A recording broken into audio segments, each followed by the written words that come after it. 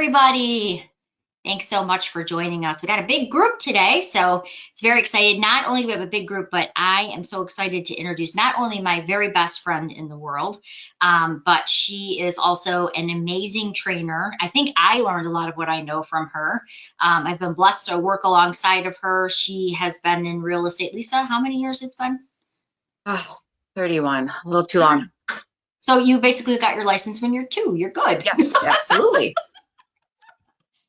So I want to introduce you to a very special lady, Lisa Harris. She is one of the most requested trainers here at my RealTors. She trains for all the different associations.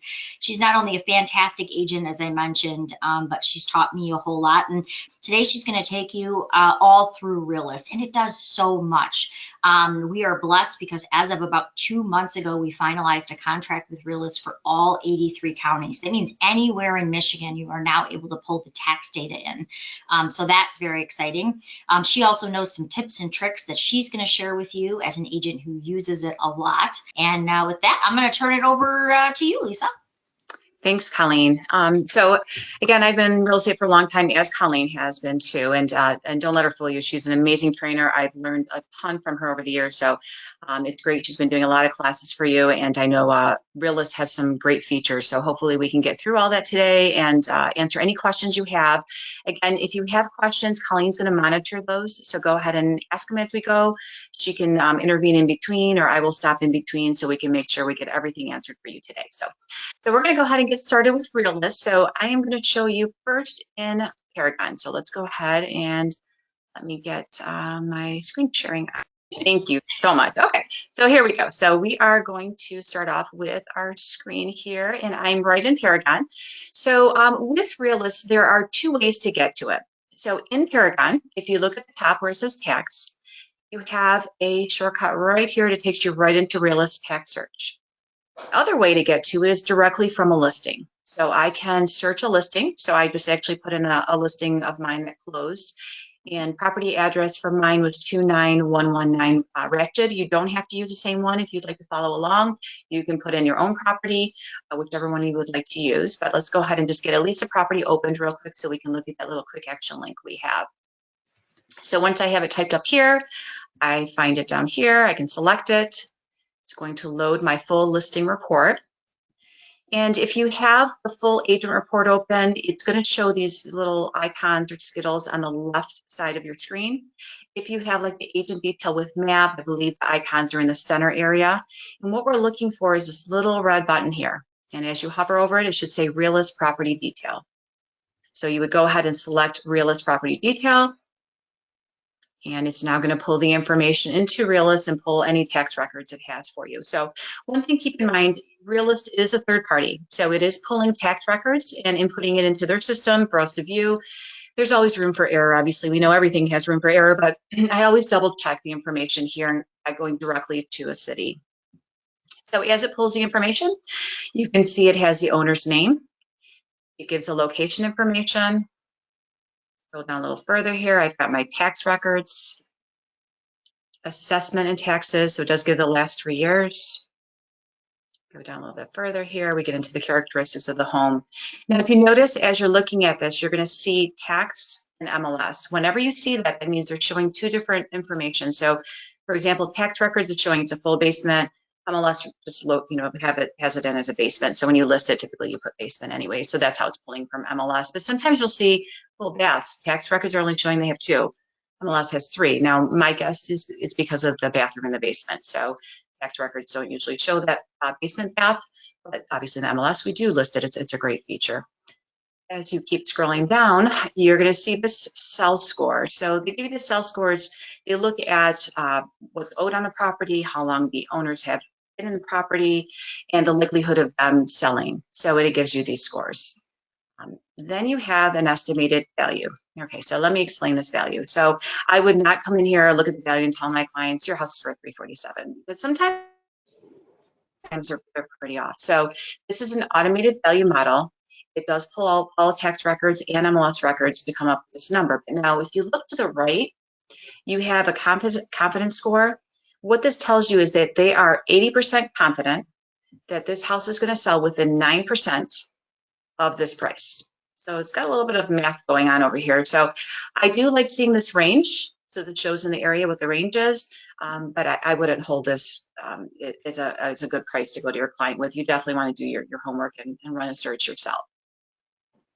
As you scroll down further, it will show listing information. So you can see that the last time it was listed, when it closed, what the price was, who the agent was, and it will show the last few times it sold as well.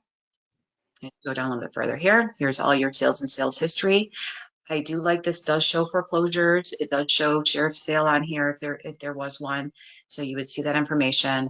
And one of the big benefits I find too on here, you don't usually see in city records, is mortgage history.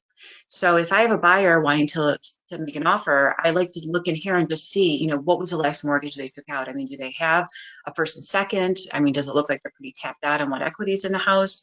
Kind of gives you an idea of maybe how negotiable they possibly can be. Okay. So, and when you get back to the very top, you have an option to run comparables directly from here. So you can select comparables and we can walk through all of that. So let's go ahead and do that first. And then I'll take you right into Realist from there. So once you select comparables, it's actually going to pull our search criteria for us. And it does have a default preset of what it's searching. And we're going to take a look at that right now. You can adjust that. You can adjust it and save it and keep it for each time, or you can adjust it just for that specific search. Let me move this real quick. We have to be a little patient here. It's taking a second. There it goes. Okay, so once it lists, you'll notice you've got a map here with the properties. So it automatically pulled some comparables for me. The black is the actual listing itself, and then these are the comparables. And if you look below that, you've got a list of each one. And then it gives your averages here on the right. Now, at the top right of where your statistics are, you have search criteria. If you go ahead and select search criteria, let's take a look at what it used to get these comparables for me. So a couple things you can change here. First thing is, how many comparables do you want to see? 10 is what it's set up at right now, but I can go up to 50. So it depends on how many you want to take a look at. A lot of times I'll go a little bit more than 10, maybe 20. Obviously, we've had a pretty hot market, so there's quite a bit of inventory out there. The next thing is your sort method. You can sort it by the square footage, the distance, the most recent sale, your sale price, or, you know, again, the square footage is where I have it. You want to, so that will show any comparable it's pulling. It'll show the photos for you. If you want to include the value projected by assessment, so that's kind of the automated value you get. So it wants to know if you want to show those numbers, if you want to show the projected by square footage, and that AVM that I showed you earlier. If you don't want to include them, just uncheck them. You don't have to. I would suggest keeping the property images though. The next one's really important, your data source. So this is the one key that I find with Realist, which is very helpful, is you're pulling not only MLS records, but you're pulling tax records. So any for sale by owners, you'll be able to see that information. So you might have a property, there's not many sales that are showing up that were ever listed, but you pull tax records and you find some for sale by owners, and that might help you, with your numbers. So make sure that stays on both. For pool, again, if it has a pool, you'll add it at this point. You can leave it without pool. I keep it as no preference though as my default, because again, you'll want to adjust that as needed. How far do you want to go around the subject property? I typically go about a mile. Again, if you're in a rural area, you might want to take that out more. You can go up to 10 miles.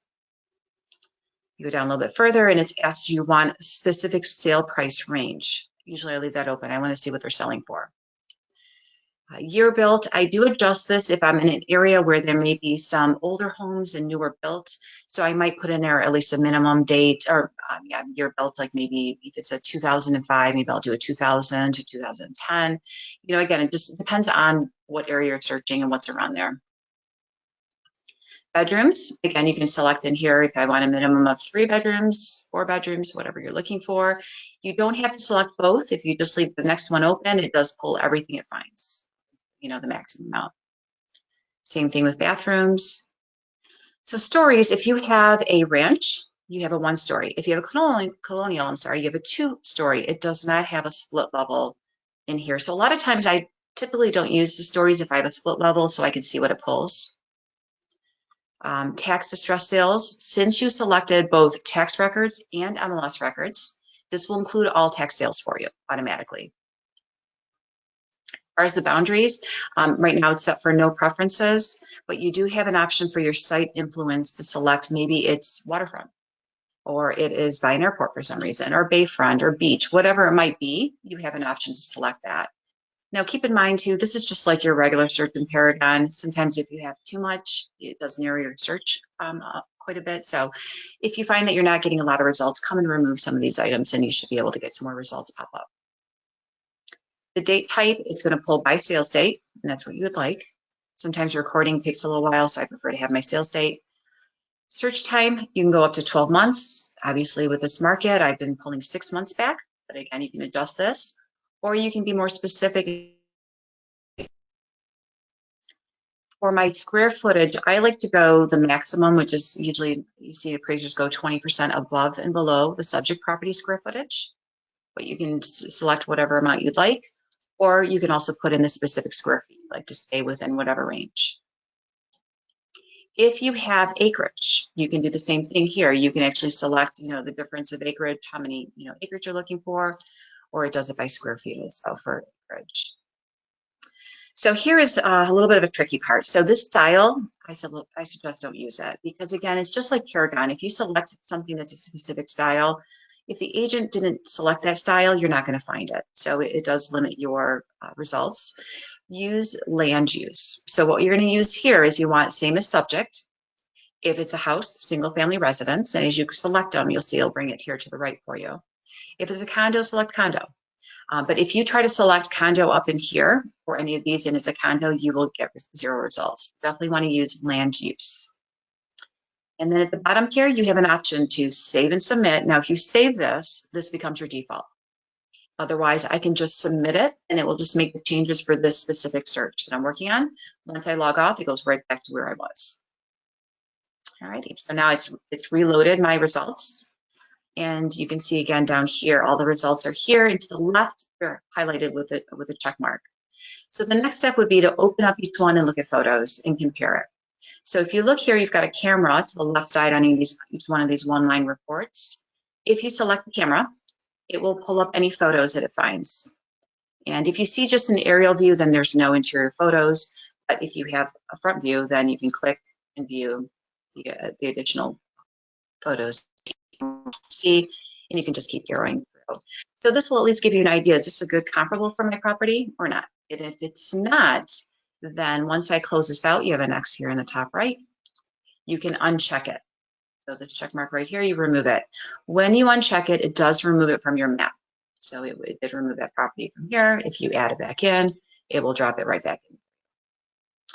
This spreadsheet is just like an Excel spreadsheet, so I can move these columns to whatever's more important for me to see. So at the very bottom here, you have a scroll bar.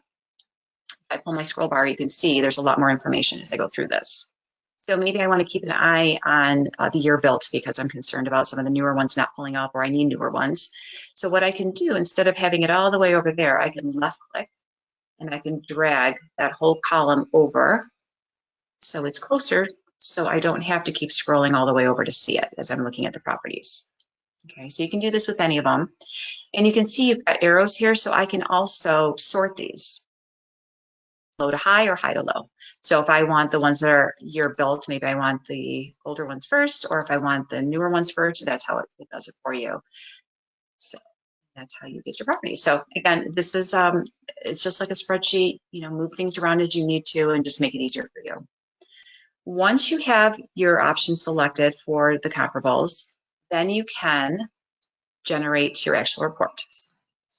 So I can get to it. So here on the bottom right corner, it says generate report. You're going to go ahead and select that and give it a second. And it's now going to create a report for us to view. So first page of your report is your comparables. So you get a larger view of that map.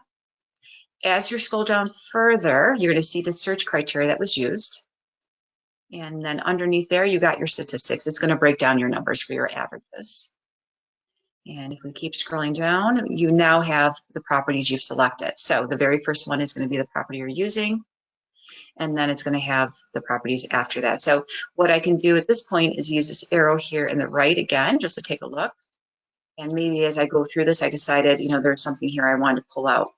I can still go back and you always can edit. Bottom right corner of this edit, you can go back and remove whatever you need to. As we talked about earlier, sometimes you'll see two different listings, tax records, MLS records. So here is one of the things you can find. So if you know if it was a for sale by owner. So if you look here, you've got your recording date, document date, MLS sold price, and sale price. So if you look at MLS sold price, that was a listed property. If you look at sale price, that was a for sale by owner. You're not showing any records in the MLS. So if you look at those, that's when you can tell, is this been listed or has not been listed? And again, then you can see the data was recorded. So that is the difference between, and that's how you can tell. It doesn't tell you specifically for sale by owner, but you just want to look. If you see a MLS sold price, then it was listed. If you don't, you only see the sale price, then it was not. It was a for sale. Okay, so after you take a look at your first section, you now have additional tabs that are part of your report. The nice thing about this is you can remove whatever you don't want to use. So in the very top, where it says comparables, to the right, you have market trends. So go ahead and select that market trends tab. And this is just going to give you some statistical information. So it breaks some things down for you. So you can see here the market overview in this area. It will show the median sale price in the area. And if you notice, I've got 3 different colored lines here. If you look to the right, I've got zip code by the city and by the county. So that's what the difference is in what you're seeing in your stats. And if you look again now, this one's median sale price by MLS. So these are MLS records. And then the median sale to original list price ratio for MLS. So as you look at these, you can see tax records, or you can tell the difference from there. So again, if you like this can be included. If you don't, it can be removed. But let's go ahead and take a look at our next section. So at the very top again, to the right of market trends is neighbors. Now this one I do like. And once this loads, we'll take a look at it. So what neighbors does is it pulls all the homes around that property and tells you what they paid for it. So if you go down a little bit further here as I scroll, here are the houses it pulled. Now it goes back as far as it can find records. So for example, this one next door was in 94. This is sale price was 133,000. Okay, and that was that one looks like it was just by tax records. There's no MLS listing on it. So then it shows you the next one. So you can see the dates are going to be, some are going to be quite far if they've been in the home for a while. And again, your arrows here in the top right, and you can keep taking a look at them. So neighbors are a nice thing. You can adjust how many neighbors show up in your report, or you can remove it completely, again, if you don't want to include it. As you go back to the very top of your screen again, you're going to see to the right of neighbors is neighborhood profile. So it's going to give you a little more information, statistical information now about the neighborhood. So again, some of this you may like, some of this you may not. You may want to include it or not. Again, it's up to you. So first thing is going to be population. It gives you the age range of the people. Some of this, again, is a little interesting. It tells you how many percentages female and male, how many are single, married, separated, divorced, widowed. I'm, again, not sure if this is pertinent information for your client or not, but it does include that. If you go down further, it does give you some housing summary information, stability of the market. I do like this. How for occupancy, it shows you what percentage is vacant, what's renters, and what is owner occupied. So this is actually pretty good information. If your client is looking to rent it, it does give you some information about fair market rents in that county. Go down a little bit further, you've got quality of life. Again, not sure how important this is. Blue collar worker, white collar worker. Like I said, some of this I probably wouldn't use for my client, or I don't think my client would be interested, but again, it's per client, it might be different. Average household in the area, commute, weather. At the bottom though, I do like this. You've got education. It does show you what the level attained, what kind of degrees, and then it gives you school information. Again, if they have kids, this is pretty important. They can see the ratings for these schools and so forth.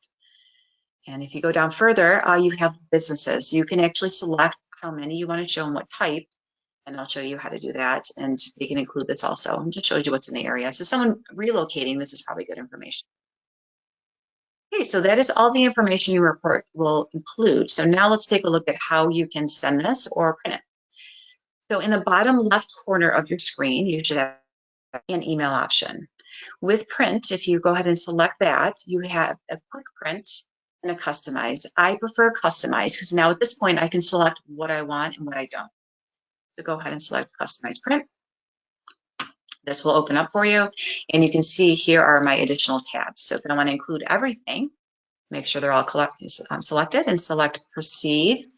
And it's going to actually process, takes a few minutes, and it's going to create a PDF for you.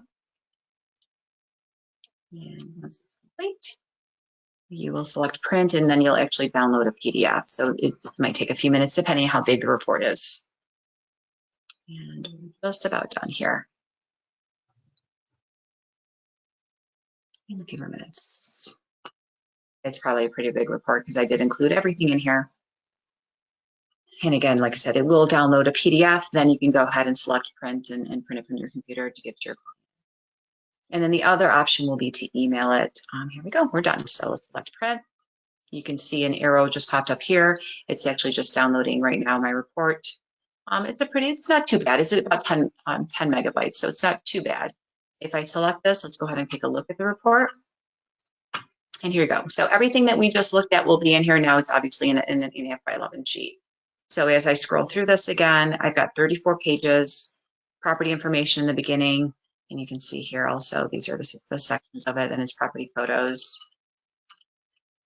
Now, the only downfall that I find with Realist that I would prefer that they could change if possible would be when it gets to my comparables. I like to show interior photos. Now, this is my actual subject property, but I would like to include photos of the actual comparables we do in Polygon. So that I would say is probably the only thing that that I would love for them to change. And maybe they'll be able to do that later on, but at this point you're getting your map again, your search criteria, your stats, just like we viewed earlier, and then you're getting the side-by-side of all the property information. So it does, again, gives a lot of information, so you can at least sit with your client and go over it with them.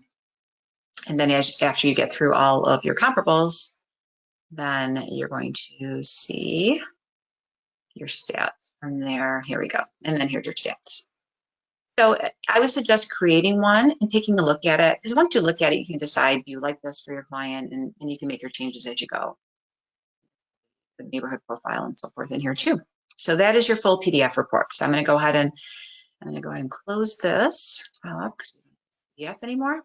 So let's get rid of that. And I'm going to go right back to my Realist. So I'm right back to the page where I was. Again, if you needed to make changes here, you can, but let's take a look at your email first. So if you go back to email in the bottom left corner, same thing, I would suggest doing I prefer to select what I want to send my client. So customize email, you can select what you want to include, hit proceed. This is going to process everything and set it up for you. And actually an email window is going to pop up in a second, and now I can send it right to my client. If you'd like to send a copy to yourself to see what they view, go ahead and do that once this is complete. And then it's a little bit easier to explain to you once you've gone through it a few times and viewed everything. And this is a second, and we should have that pop up. And it's moving a little slow here. I'm sorry, bear with me. Here it goes. Okay, so we're going to add to email. And you can see it automatically pulls my email address. I can type in whoever I want to send this to. I have a signature line set up on mine, so I will show you how you can do that. And then you can type in any message you'd like and just send it. So again, if you want to send this to yourself, you're welcome to. Go ahead and type in your email address and select send. And go ahead and cancel. So those are your options once your report is complete. If you want to go back and make changes, you need to go back to the very top where your tabs are, and you're going to go back a few tabs to comparables again. And that's where you would start off for your change. So you're going to go to the bottom right corner again, select edit report, and it takes you back a step to where we saw that one-line report of our properties. And that's how you get through everything. So again, very simple. We start off in Polygon, and I actually used my little icon right here, this little realist that pulled in my information, brought into the property details report is where you start. And then you're selecting comparables at the top, and then it walks you through all the tabs. So that's how we go ahead and do our quick CMA from here. Is there any questions at this time before I take you in to show you? There's so many other things to show you, but is there any questions as of right now, Colleen? No, actually, I think we're doing really good. There was one really good question. Someone said, I have not had the listing entry training yet. Will the tax information from Realist allow me to auto fill it into my new listing? Absolutely. Yeah. Thank you. Absolutely. Was there anything else, Colleen, or they were just wanting to know how to autofill? Most of them were just making comments or little Okay. tiny things. So no, I think we're good. But I will definitely stop you if you don't mind.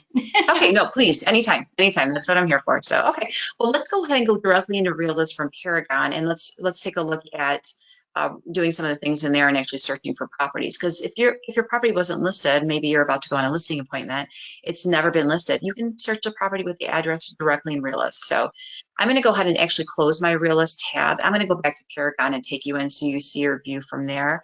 And also I'd like to customize a few things for you. So going back into Paragon, back to your text, we're going to go ahead and select Realist-Tax search. And we're going to go ahead and get this loaded here up in the top left corner once it does load. So the first thing you're going to notice at the very top left corner, it says multiple counties selected and change county. Go ahead and select change county. Now you can choose up to 8 counties. And like Colleen mentioned before, we have a lot more choices than we did before, which is amazing. So as you look at this, you're going to see all the different counties. Now I've selected 8, so you can see mine are kind of shadowed out. I can't select anymore. So if I want to add something else, I have to either go to the right.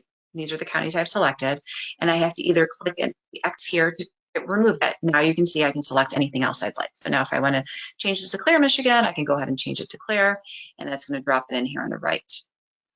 If you already like what's in there, you don't have to change anything. You can keep what you have, but make your changes right now. If you want to take a few minutes and just go ahead and select whatever you'd like in here, and then select apply in the bottom right corner. So I'll give everyone just a minute or so to go ahead and select what you'd like. And you want to make sure your counties are selected. Now, you can change this anytime, so you're not stuck with this. You can come back and make modifications as needed. But again, 8 is the max. So unfortunately, I wish we could add more in there, but we are limited to 8 at this point. So make sure you get those in. And once you do, again, you're going to select apply. I'm going to go ahead and select my apply in the bottom right corner.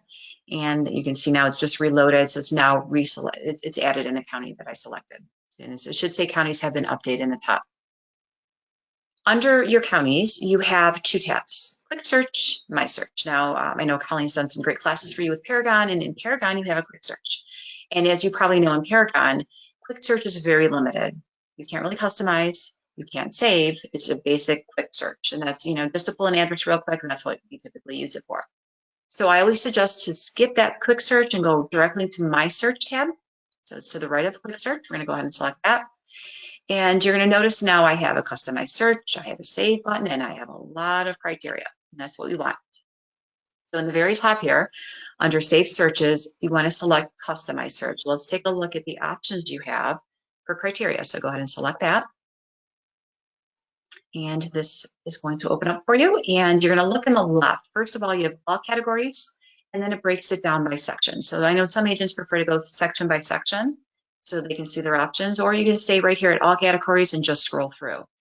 You are allowed 30 criteria boxes to search by. It's the max. So if you notice on the right, everything that's been selected, they call it attributes. They have them dropped here in the box on the right. So if there's something you don't need to search by, remove it. You can just go ahead and click on the X and it will remove it for you. And then you can come back here to the left and maybe you are looking for something specific, maybe in sales information. I can select that and you can see what you're able to select from that point. Listing, great information. A couple things that I like to have in here that I know agents, if you do farming, they have an option for distress sales. You can actually select to see distress sales in here. But another thing I like underneath that on the left is mortgage information. If you select lender name, I can type in their Chase Bank and see what properties are owned by Chase Bank at this point. So, so there's some, like I said, great features and great options. So, and all of this again is search criteria boxes. When you pull the listing up, it's going to have all this information for you plus some. But this is what you use for searching. So just go ahead and take a look as I'm kind of going through these and select what you want to add or remove. If you like it the way it is, keep it. And you can come back in later and make adjustments. Again, there's some great options in here for you. I do also like for listing information, if I want to pull, maybe I want to pull expireds and that were in the MLS, then you want to make sure you have that expiration date selected here.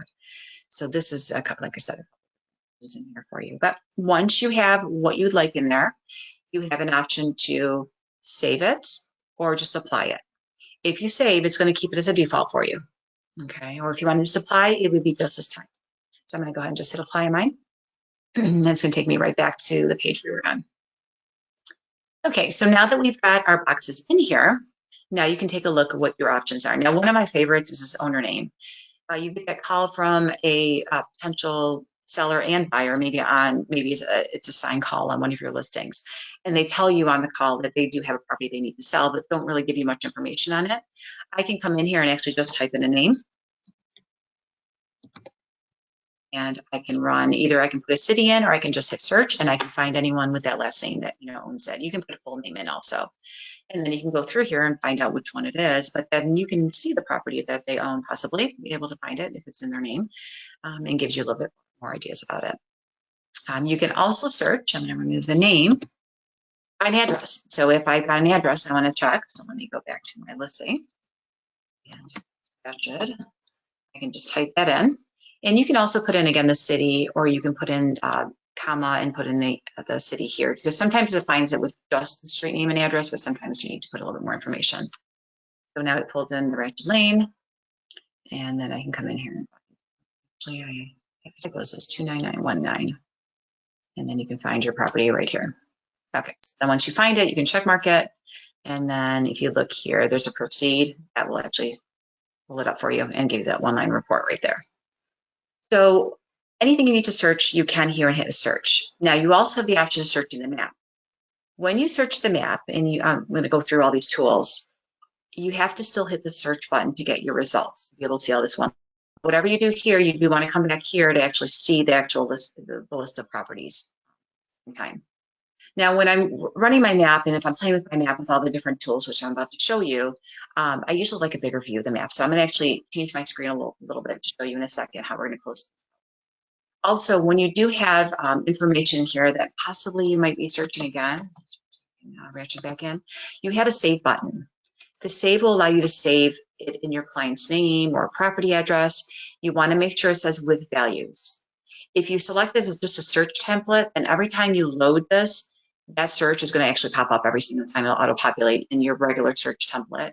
So you want to make sure it says with values, so it's saving it as one of your saved searches.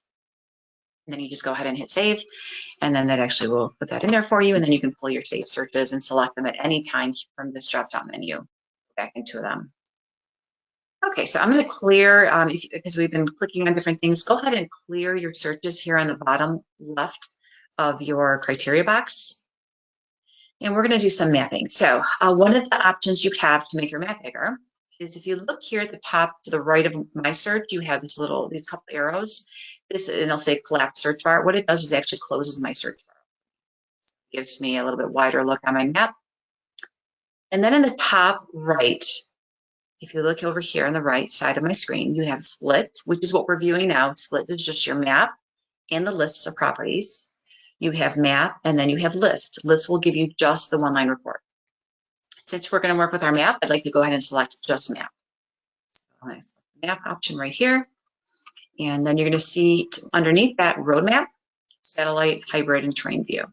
When I'm drawing on my map, I prefer the roadmap street view of this, because as you get into getting into like satellite views and hybrid, which you actually zoom in, it's a little bit difficult to draw around these. So I find it's easier for my roadmap, because then I can see my streets and so forth, and I know how far I'm going. So it's usually I prefer to do the roadmap. But you do have additional views. To the right of your views, you've got a plus and minus. That will actually zoom you out, zoom you in, and also your mouse. I'm sure you got the little wheel on there. You can also zoom in and out as needed. To the top left of your page, of your map, you're going to see some icons right in here.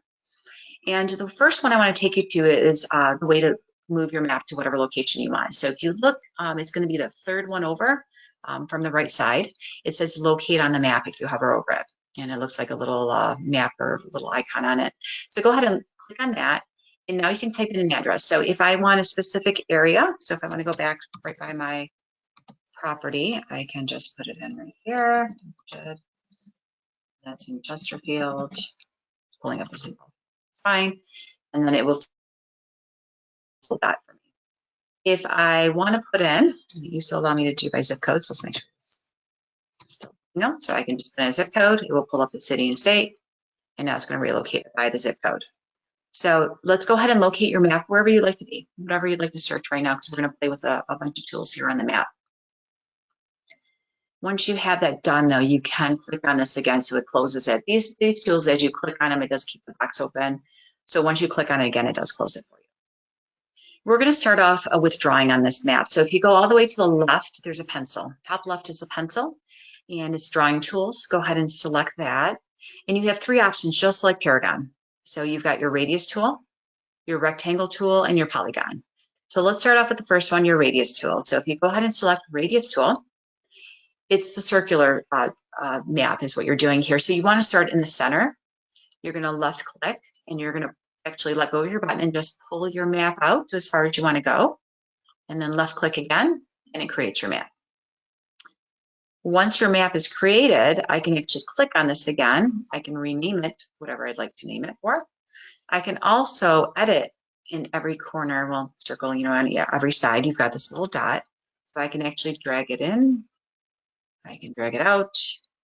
And with the circle, you've got a little dot here in the center. I can actually, oops, let's see if it lets me do it, because yeah, I'm thinking they must have changed it. We were able to move, the circle one was one of the ones we can. It looks like we can't move that anymore. So in order to recreate this, you would actually want to delete it and create another one. But we did have at one point an option where I could move these over and over again. The only issue with that is when you did it, it did take a little while to load it. So maybe that's one of the reasons why they removed it, where you can't actually just smooth the shape, but you can at least still adjust it. I'm going to go ahead and delete the shape, and we're going to go to the next one. So go back to your drawing tools, go back to rectangle tool is the one underneath. And now we can do a square or rectangular shape.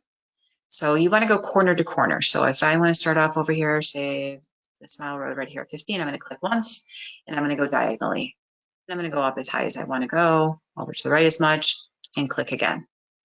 So now I've got my map created. Click again. Again, you can name it, tells you how far it is. And I can now make adjustments, not just my corners, but actually on my center of each. I can bring that in. I can bring it in this way, and, you know, around as needed. Hey, Lisa, we had one quick question. Sure. How many saved searches can you save in Realist? I have not seen a limit yet. So just like Polygon, I save everything. So if you have something you're using over and over again, I have not seen a limit yet. If you hit one, please let me know, because honestly, I've not seen one. And I probably don't have 40 at this time. And you can always go back and remove what you don't need later on too. But again, I've not seen any limit set up yet. Great. And then there were a couple of people asking, just so you know, we are recording this. So if you go to our YouTube channel, which is My Real Source Media, I'm actually going to put a link in your chat right now. If you just go there and you hit the subscribe button, tomorrow when I get this class edited and uploaded, it will automatically alert you. It'll say, hey, your class is ready, and you can actually save it. So when you start using this, when you do some prospecting and you want to come back to it, it's like right in front of you. So again, I'll have that uploaded tomorrow. If you go to My Real Source Media, which is our YouTube channel, you can subscribe to it. It'll let you know, but I'm also going to put the link right in your chat in just a couple of moments. So great questions. Thank you very much. Thanks, Colleen. Okay, so that is our rectangle tool. And again, if you need to change it or move it again, you'll want to hit delete shape and you can redraw it. Go back to our pencil tool. And last one is our polygon, which is my favorite. And if you've been doing this in Polygon, it's the same thing. You can draw any shape you'd like. So if you need to get around things, this is a great tool. So if I start off up here, I can now go up and then back down around this. And you want to go around this main street over here, bring it back down. You just keep clicking every time you want to relocate the direction of your map. Then your line will be going any way you want. Start point is end point. Click on that, created your map. Once you select on this, again, rename it, tells you I'm about 5 square miles. And if I want to make adjustments, you can see that on every line I've created, I can make an adjustment in between and on each edge. So you can modify this as needed any way you want. Okay. So you can make any changes you need. So again, this is great if you have to go around. So, you know, sometimes main streets are running on a diagonal and it's too hard to draw just a, rectangular, and you want to get around things. This is a great way to do it. So this is a great So again, if you don't want it, you can hit delete shape and that will remove it. And you can have multiple maps. So maybe you're searching different things in different areas, or you're doing your farming. I can draw a map in Clinton Township over here and one in Sterling Heights, and have multiple and have it search multiple for me. Okay, so those are all your drawing tools. To the right of your drawing tools, we now have boundaries. So let's go ahead and select the one to the right. And with the boundaries, I can set different things. Now, the first thing that I really like having on here is my parcel lines. So when you do select some of these, you're going to notice that, like, this one has a magnifier. The magnifier is going to zoom you into as far as you need to be able to see those parcel lines. I'm assuming I am in far enough. Let's see. It doesn't seem to be taking me in anywhere. So let's just try to zoom in here a little bit more, because your parcel lines are going to be quite small from the zoom level I was at. But as I get closer, you can see the lines are coming in right now. So a great tool, because maybe I don't have a specific address. I have to find something for a client, but they told me it was a house on the corner. They can't remember the address, you know. So I want to pull that property, but I have nothing other than a street to go by. So with this map, I can go into my parcel lines, and this is here's one, say here on this corner, and say maybe that's a property. If I click on it, it's going to tell me now the property address, the owner, tells you a little bit of the criteria, sale price, sale date, but I can also select the report and view the full report like we did earlier when we pulled the property from Polygon. So it'll give you all the information it shows in Realist on that property. You look over here, you've got quick zoom, it just zooms you in closer. I love this. Looks like a little ruler. It will give you dimensions. So if you select on this, you can now see the actual dimensions of the property lines of the lot. This is really good for irregular lots. It's also great for vacant lots. I've used this with my listing that was a vacant land, and I've actually saved the actual photo of my lot sizes because it was an irregular lot and it was too hard to explain it just, you know, with in the listing itself. So I had this and I included as one of my photos, which another great tool. So that gives you that information. And then the last thing you have on here is this takes into Instanet. So this is a property. So now I'm about to list this property and I want to take it into Instanet. I can select this, takes you right into Transaction Desk, and you can start your Instanet forms right in there and create your listing, or, you know, whichever you need to do if you're writing an offer. But that's a little quick link to it. All right. So this is a great tool. And again, all I did was from my parcel lines, I zoomed in, found a property, and just clicked on it. So as long as you're clicking in between, it will find all the information you need on it. Okay. Alrighty, so that is your boundaries. And if you go back, another great tool in here is the schools. So you have school district and you have the specific schools, you know, separated in here too. And if you click on these, they're actually going to draw the lines for you and show you the districts. But say my client says to me, you know, my daughter's in this high school and I really want to keep her in the same high school. Can you tell me what properties are showing up around that? Well, you can go to high school, or the district, and it will show the high schools in the area, and it will draw the boundaries for that high school. So I'm going to zoom out a little bit more here because you're not going to see it. I'm way too close. Here they come in. Okay. So you can see here, like the Sterling Heights Senior High School, I can see exactly where the boundary lines are.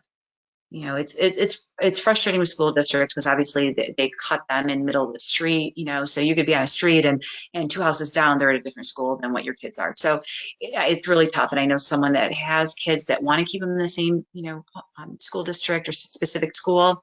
You know, you have to go in there and actually really figure out which schools are way to do it.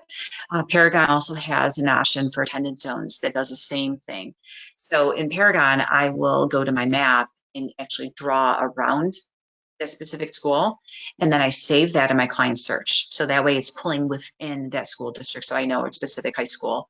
That way I know that my client's only seeing those homes that are listed with that school. Okay, so just another option for you. But that again is under boundaries, and you just have to select whichever type of school you're looking for. And then the other thing is flood zone. So what the flood zone does is actually will color your map depending on what the flood zones are in the area. So you can see at the bottom, it gives you what the floodways are in the coastals and floodplains and so forth. So all that information, again, is under boundaries. The nice thing about this map is as you move your map, it continues to load whatever your selection is. So as I select a boundary, it's going to keep loading those boundaries for me, which is a really Okay, so I'm going to go back to my boundaries. I'm going to actually remove my flood zone. I'm going to leave my parcel in, but I'm going to remove my flood zone. So because it's a little difficult with some of the other things we're putting on here to see everything if I keep, the highlights and so forth. So now we're going to go back to the top left corner. We've done our boundaries. We're going to go to the right of that points of interest, or property and sales interest. Property and sales is going to give us the sales recently in the area. Distressed is the first one. We can do auctions. We can look at bank owned short sales or bank sales. If I want to see all of them, I can select them all. You can see they have different color pins. And again, you have to zoom into these. And it's telling me to zoom in, so I'm going to need to zoom in. And as I zoom in, they should start to pop up. If you see nothing popping up, then move your map. Sometimes there's nothing in the specific area you're looking at, but you can see they're coming in right now. So these little flags will pop up, and I'm going to click on one right now. So here's this first one. So this one is showing when it was sold, the last time there was a sale date on it. It shows an owner name on it, so it's not showing it's distressed anymore. Let's see if this one, I see one is right there, one currently. This one is with a holding company, so this one looks like it's still a distressed property. So a holding company must have bought it when it was a bank owned. And as I go through, here's another purple one. These are short sales, so still showing owner's name. Let's see if we have a green one anywhere here for a bank owned, so we can see the bank name on it. So let's see if we've got any. It's a nice thing to see not too many. I mean, I'm seeing a lot more short sales here, which I'm surprised by, but it's nice to see not so many distressed properties as we used to back in the day. So, okay, nope, this one is still, we don't have a bank owned there. So I'm not seeing one here. Let's see. So again, as you go through it, and you can see every time I move it, it's just reloading some more for me. So as you go through it, you should hopefully find whatever you're looking for at the time, for distress sales. So this is just distress sales. But if you go back into that tab, if I go back to my distress sales, I'm actually going to close out all of the selections I had. So just go ahead and uncheck them. And if I go underneath distressed properties, I'm going to look at now sales and values. I can look now just at what closed for the last 3 months for tax sales. I'm going to go further I can, up to a year. And you should see some red pop up. Once they find them, here we go. Here's one coming up right here. So as you see your little red flag pop up, go ahead and select it. Oops. And there it is. So here's a property. It gives me the sales date, sale price, and a little bit of information about it. And you have, again, you can zoom, you can see the dimensions. This will actually give me the link to the property report in Polygon. So if I click on it, actually, oops, allow this. And be careful for pop-ups too. If your pop-ups are blocked, make sure that you allow. So then it pulls my agent report for me. So I can quickly view more information about that listing. It just opens up another tab. So I can go right back to where I was by selecting the tab at the top. It takes me right back here. If it was listed in the MLS, most likely there's photos. So if you want to see additional photos, there should be a little camera down here. You can click on that and it should load the photos for you. And just like we looked at earlier when we were looking at the comparables, the main photo will pull up and then you can select them at the bottom and scroll through and view them all. Okay. Set out. And then you've got your shortcut to Instant Add or Transaction Desk. That will take you in there so you can start a transaction with this specific property. And then again, your report will give you your full property report on it. I'm going to go ahead and X that out to close it. And let's go back to the very top here. So third one over again, property and sales. And under sales and values, I'm going to remove my tax sales. But let's take a look at MLS status. Now this is great if you are farming an area because I can look for expireds on my map. And maybe I go in the last 3 months and allow those to load. So they're going to be little purple balloons popping up. Here they are. And then you can go ahead and select them and see more information about the property.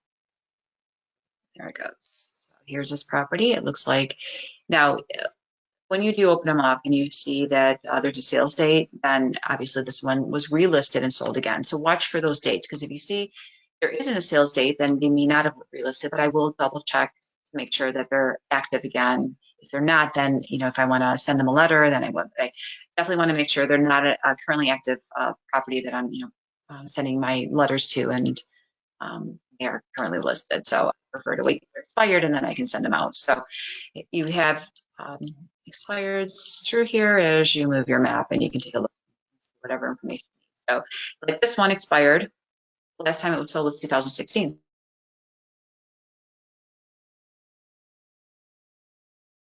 When I click on the actual listing itself, let's see if it pulls up full listing on it. If it shows an active one or just still shows the expired. And again, you can search to take that property address. A lot of times I will pop and go back in a Paragon and just run a search in my quick search tab or at the top. So this one's showing the last time it closed. And again, that was 2016. So this would be, if it's not listed, might be a good one I could send a letter out to and see if they're interested in selling the property still. So there's another option for you. Okay, so let's go back to our tab at the top again, property and sales. I'm going to remove that expire by clicking on it again. Again, you can see actives in the area, pending, and it might be even good for you to select active and expired together, because if it is active, it should show up again right next to expired. So you'll know right away without having to search the address. I still would double check again, you know, third party pulling information, always room for errors. So just double check everything to make sure. So under MLS status, let's look at property characteristics. I love this. So in here, you have an option. You can put in like your lot area. You can do the actual property ID number, beds and baths, how many, building area, owner name. I love this. So if you select owner name, you can go back to your thing, give it a second, and as you zoom in, if you forget what your neighbor's name is, great way to remember. You can come back in here, and it actually will load the last name of every property owner it's showing it has records for.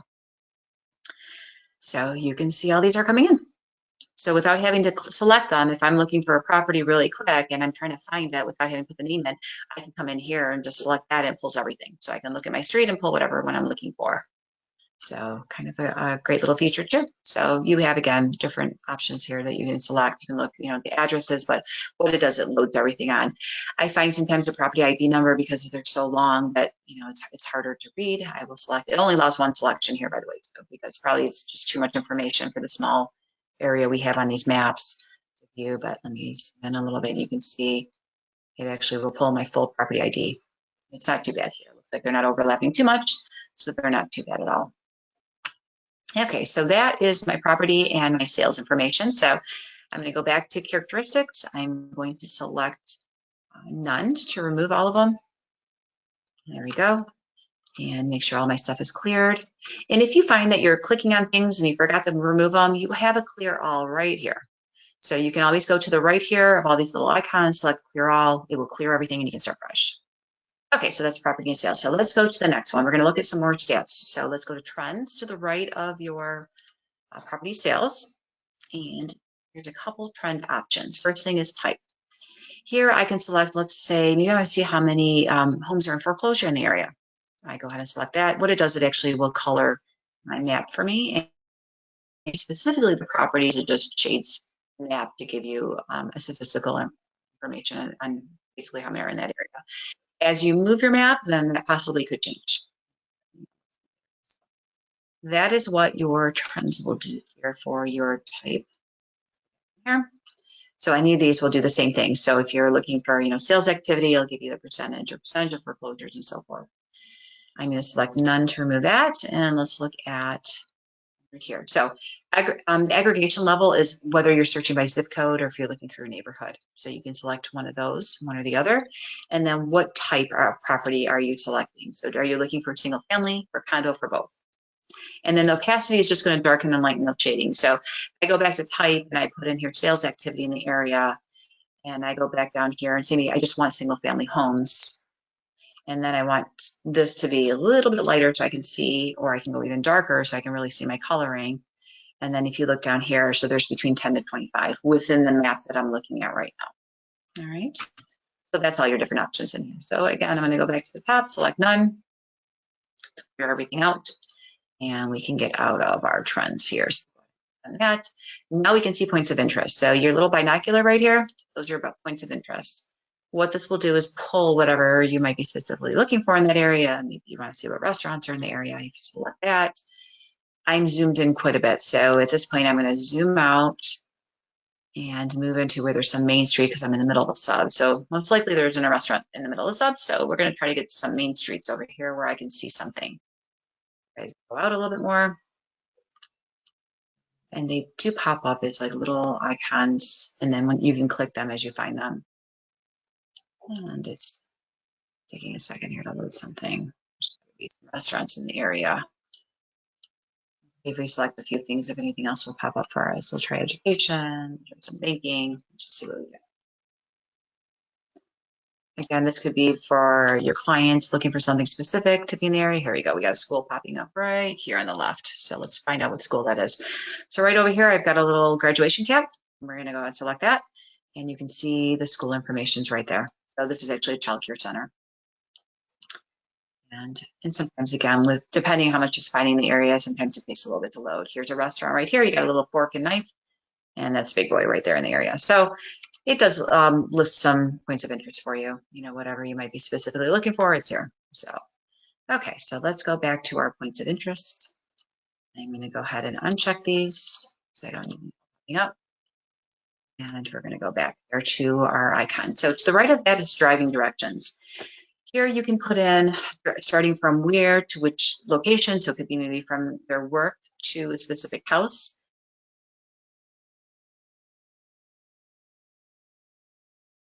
You might want to show them, you know, where they're starting off to the first house. You can do that. So this just gives you driving directions. So you can specify where you're going from start point, end point. The right of that is, again, to relocate the map. So we did that in the beginning. We selected the map, put in either a zip code, an address, and that will pull for you. To the right of that, we're going to look at is your measuring tool, and this is your ruler. So this will actually measure from one area to another. So maybe my client's work is here, and I want to see how far is it for them to get, you know, to the house or to school. It tells you how many feet. Maybe for the school, they want to see how far of a walk is it for their kids for an elementary school. You could do that also. So it just gives you this line tool that's actually a ruler. You're clicking from one to the next, pops up and tells you your total feet. And if you don't want it, you just delete the line. All right. The other, the last tool in here, which I really haven't used much, I know some agents have, it's called an annotation tool. And what that does is allows you to put little bubbles on here with information. So I can click on the annotation tool, and then they can type in something specific. I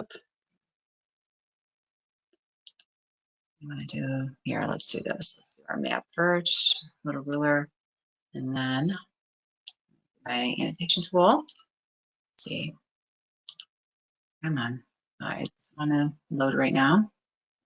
Let's try this again. It's not allowing me to put it. Come on. Typically, you should be able to click on your annotation tool. I'm sorry, it doesn't want to work for me right now. Once you click on it, you click on the map, it creates a little bubble, and then it gives you an area where you can start typing. So you can type in any message. So total distance from house to elementary school, for example. So again, something you might use possibly, or you may never need it. You know, again, just depends on what you're looking to do on here. So that is what your tool does. So that is all the tools that we have on our map.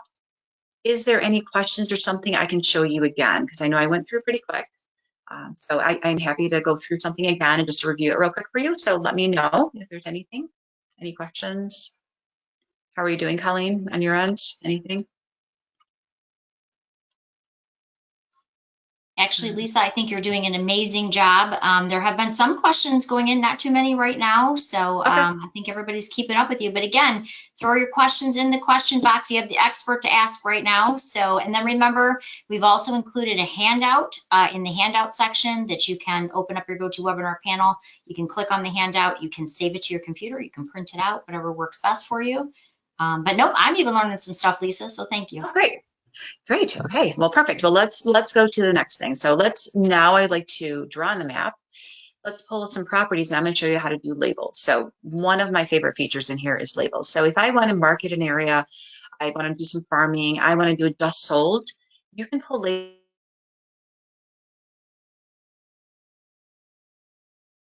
You're going to go up here at the top. You've got your pencil tool. And you're going to want to zoom into an area, because if you're too far out, it only allows you to pull so many. So let's go ahead and get into an area where you want. Again, your zoom is right here. You can zoom in, and then we want to draw. So I'm going to go ahead and just do a rectangle tool for right now. So if I start off here in this corner, I'm going to pull this out, and I'm going to click again. Okay, so there's my map. Now, when we talked about earlier, that search criteria box we had on the left, you have to hit search to see the results. So two things I'm going to do here. I'm going to clerks pull my list up because once I see the results, I want to see the one-line report with their address and name. So if you go back to the top right corner of your screen right here, we are in map view now. We want split. So our map's still on here and we see the list. So go ahead and select split view. Should open up at the bottom here for you. And now I want my search box. So I'm going to go to the left of my screen. You should have a magnifier here. Hopefully you can see it. If not, just kind of click here to the top. This will reopen that search bar for you. So go ahead and open that up.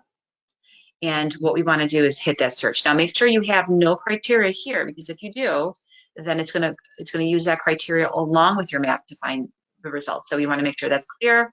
Hit search and give it a second to pull up your properties.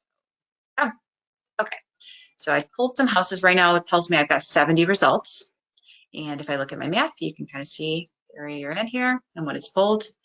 As you look at the properties here in your list, you can see these little balloons pop up. So again, purple is expired, red is closed. So if they just closed, you may not want to send it. If you're farming an area, you want to send things out on a regular basis, then you may want to keep them all in. But if you go through this, you can also see if there's anything active, currently too, because it will pop up with that balloon. If you find something here you don't want to send to that specific person or that address, or it could be a business, sometimes you get some businesses that are in there too, just uncheck them. It will take it off. Once you have your selections, you're going to go to the very bottom of the screen, and under your list here, you have some little icons down here. So what we want to do is look at labels, select your labels. It sets up for Avery 560. It doesn't have to be the Avery brand. A majority of off-brand, they come as the same as the 5160. There are 30 labels to a sheet, and that's typically what you use for a mailing address label. So you select the correct label. If you were doing something bigger, a bigger mailer, maybe you want larger labels, you do have those options too. It'll ask you, do you want to use mixed case or do you want all caps? I prefer not to use caps. I like to just use capital letters where they're needed. Do you want to use your tax billing address or property address? Well, you know as well as I do. If it's a rental property, you've got tenants in there, they're throwing away. They're not giving to the seller. So I like using the tax billing address, so I make sure the owners are receiving my millage or farming or whatever.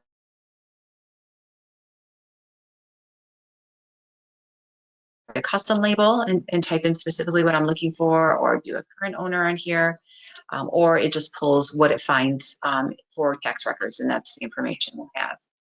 You can eliminate duplicate labels. Honestly, I haven't seen any come in as duplicate, but I'm sure that's a possibility too. So you can do that.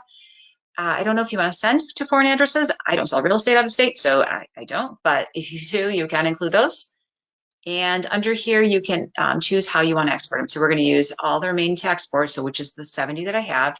If I only want the first 20, I can do 1 to 20, whatever you'd like. And then you have the status. You're allowed 5,000 labels a month. I mean, I don't know anyone that does 5,000 mailers a month. If you do, that's wonderful. I don't, but you are allowed 5,000.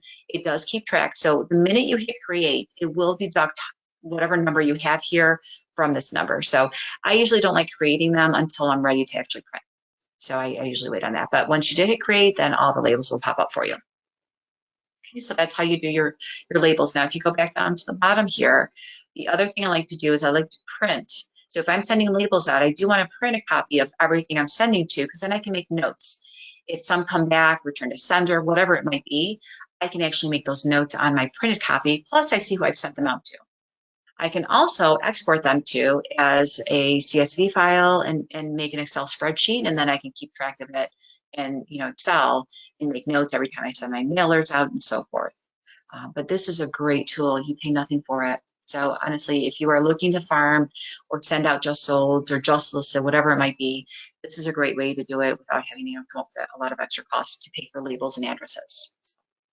Okay, so that is how you do them. So again, all I did was I drew a map and I hit my search. Now, if you don't want to draw the map, if I want to come in here and just put in, possibly a zip code, the problem with a zip code is it's going to probably be too large to get it in.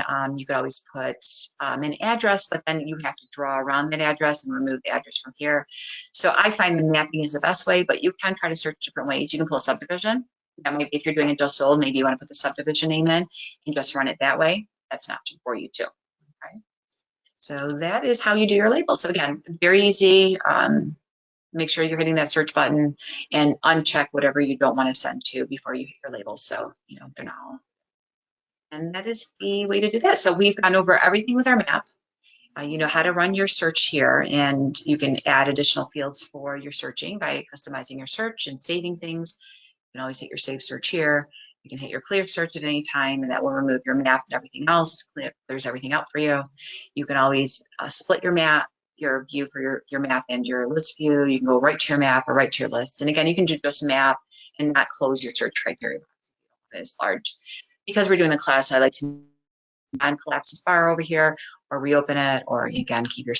So those are all your options. Again, there's a lot, and I know I probably completely overloaded you, but luckily Colleen recorded this for you. We do have handouts, so the handouts will help you too. I believe she's already attached it, so you can drop that in. So the last thing I want to go through is just some of the settings, but is there anything in here that I can answer again or show again before I go into your settings?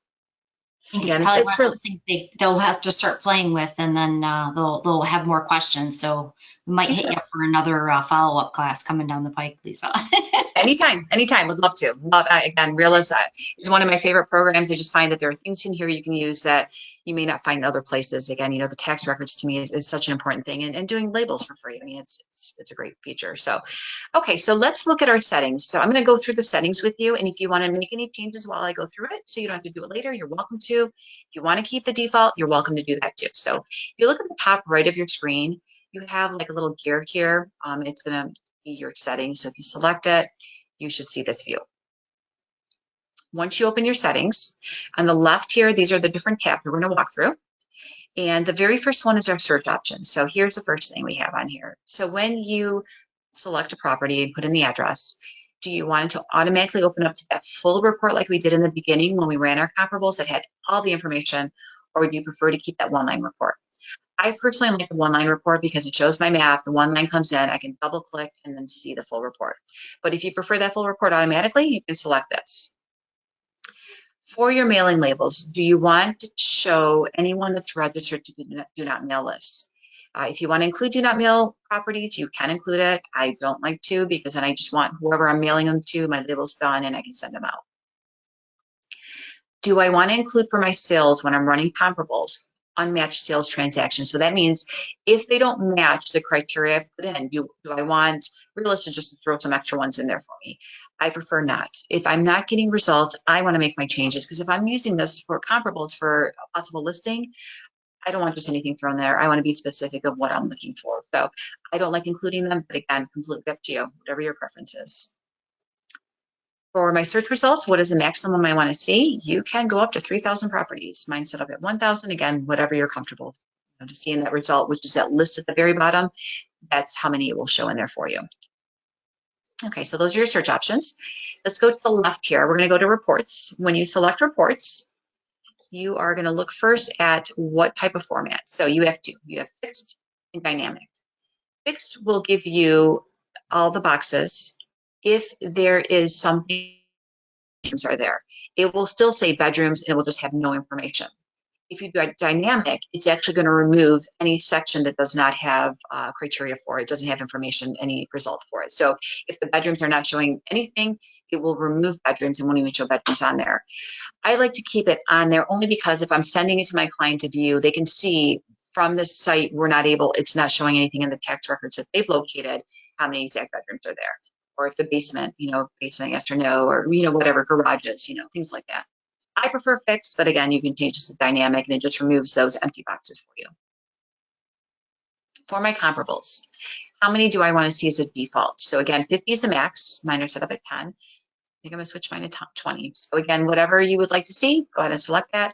If you're doing a lot of properties that are the areas there's acreage and there's not as many homes, you might want to go more, just to pull more, and you might be pulling a bigger area. But if there's too many, you might want to keep it down. Again, it's up to you, whatever is going to work better for you.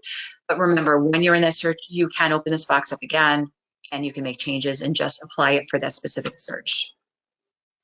Okay, now for your search, your sort method. So when the comparables are pulled up, what order would you like them? So do you want the ones with the square footage that is closest to the subject property at the top of your list, or the ones that are the closest in location by the most recent sale, or by the price. So all it's going to do is just sort what order they're going to come in. That's all it does in your list. So again, whatever your preference is. I like to include my property images. The values, again, this is if you prefer to have them or not, you can remove these. If you remove them here, they're by default, or individually, you can remove it when you're doing your search. So.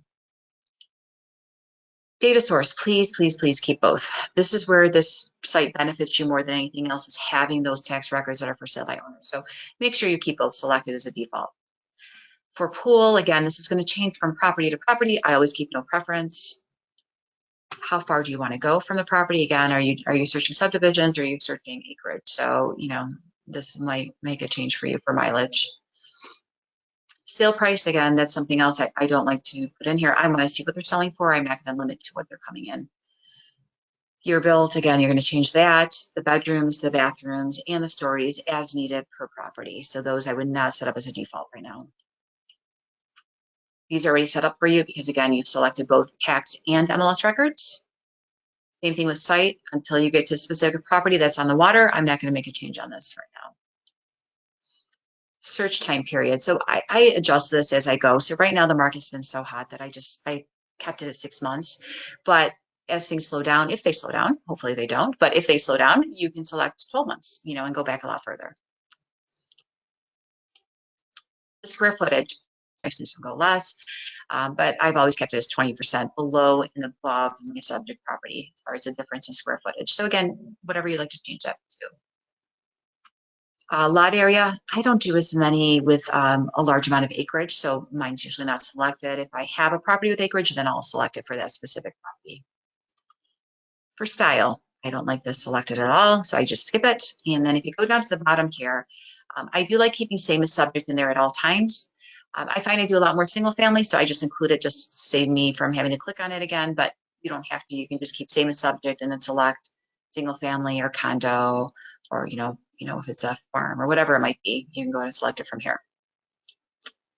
Okay, so now we're going to look at our neighbors report. So the neighbors report that pulled automatically all the neighbors around that subject property, you can go up to 30 neighbors. I have mine at 20. You can go less, whatever you would like to do. It starts off with the ones that are closest and it starts to move out from there, from that street. So go ahead and select how many you'd like to see. The distance from the subject property, so the maximum is 3 miles, but I like to try to keep it close to, I went out half mile out, because obviously like condos, you're going to go out a little bit further, and again, if there's acreage, you're going to go out much further than that. But okay, for the boundary. So if your preference for boundaries is the same subdivision for your neighbor's report, which is mine, that's what you want to make sure it stays selected. You want it just in the same city, same zip code, same street, you can select any of those. So it will pull neighbors from whatever selection you have in here. Include property images would be just, you know, the photo you'll see is actually just the one photo is the front, just like you did your comparables. It's only going to show the front video, photo, but I prefer more, but again, I would select to at least have some photos on there. Okay, our tab that we went through, the neighborhood profile report, the only changes you can make here is for your schools and your businesses. So for schools, how far do you want the schools to show up from the subject property that you're using? So if you're pulling for your client, do you want just a mile around them? Do you want to go a couple miles so they can see, you know, what schools are in the area? Again, it's up to you. You can change this at any time, you know, come back in here and make a default. But I include public and private, and you can select from the schools that you want. So right now, I think all of mine are selected. If you don't want to show adult education, you can close that. You don't have to include that. If you don't want to include vocational schools in the area, you can remove that. So again, it's whatever you'd like them to see in that report. Include a little bit of everything. Okay. And when you're done with your schools, and actually everyone's got that, I just want to make sure you got 9 in here that you can select. You're going to scroll down a little bit further, and we're going to go to businesses. And you can, same thing, you can go up to 10 miles for businesses in the area. Mine's set up for a mile. So I have 10, but you can do a lot more. Again, it's going to make your report much larger, obviously, the more you include. And there's 13 different options in here. So as you look at these, if there's something here you don't want to include, just uncheck it. You can either click on here and remove it, or you can check it from here. I just have everything selected, but again, whatever you'd prefer, you can include in there. And that includes all of the selections in your different reports. So if everyone is good with this, I'm going to actually have you save what we've done this so far, because I don't want your computer to freeze and you have to start over. And then I'm going to show you 2 other things and we will be done. So at the bottom right corner of your screen, you have Save Changes. Select Save Changes. And it now should show your preference has been updated. So your defaults are now set up for you. And in the top left of your screen under reports, we have email signature. So if you notice when I selected email earlier to email that report, mine's in here. I'm not sure why this question mark's in here, but mine is in here for me. So you can go ahead and type in your name, whatever information, contact information you would like. So when you do email to your client, this information will show up. And when you do email, it does show your email address it's coming from. So it's not going to show it's coming from your list. So if you want to take a minute, go ahead and type in your information here. You can change your font size, change the color of your fonts. If you want to justify to the right, the left, centered, whatever you might want here. So it does give you an option to do this. It is kind of limited. You can't really put your logo in here or upload photos in here. And I think it's because of spacing too. It's a small area, it puts that in and it gives them the link for the report that you've created. So if you want to go ahead and take that in there. And the only other thing in here, and I'm going to show you real quick if you're typing this in, on the left is your map. If you want your parcels to always show up, those parcel lines when you open up Realist, just select it. That's all that's in here. So then, like I said, the other thing will just finish up your email signature. When you're done with this, just hit Save Changes and you are all set. So you will have all of your preferences set up and you should be good to start using Realist. So hopefully you start using it soon. If you wait too long, you're going to forget everything I just told you. So if you get a chance tonight while you're watching TV, just play with it. Throw some addresses, some names in there, play with that map, and it'll make it so much easier to go through it. So I think I've covered everything. The only other thing here on the top right, you do have a little question mark. There is help in here for you. We also have a handout. Colleen was great. She has recorded this Zoom for us, so you can go back to it and watch that video again. And any other help you need, we're always here to help you also. So I hope this class was helpful. Is there anything I can answer, show again, anything else I can do?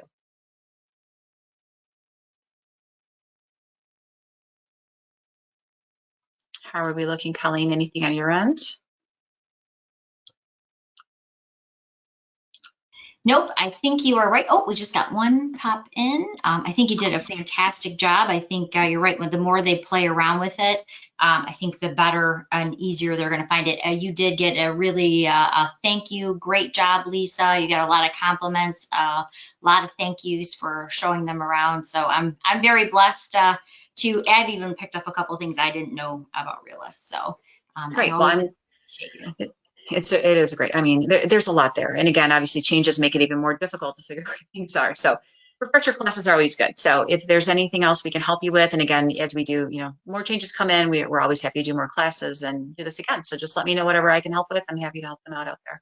That's great. Remember, you guys have free tech support from 9 a.m. to 9 p.m. Monday, 7 days a week. So you can call, and it's real life people like Lisa, myself. They're in-house people, so we're not transferring you to some other country where you're not going to be able to understand who helps you. I promise. We'll actually send you right to our support team, and they will actually walk you through not only Realist questions, but if you have Realist, Paragon, any of the products that you're now going to be getting, HomeSnap, we're going to be rolling those classes out at the end of the month. So they can not only support Realist questions, but they can support all of your questions with one call. So remember, it's 248-247-1040. And we appreciate you guys coming today. Don't forget, there is, if you have not taken the Welcome to Paragon class, that there is another one this week. The listing input class, another one this week. And in 2 weeks, we're going to start the rounds of HomeSnap classes. So Lisa, thank you for all the knowledge you gave us today. I so appreciate you. I'm so happy to call you my best friend, because then when I get stuck, I call you.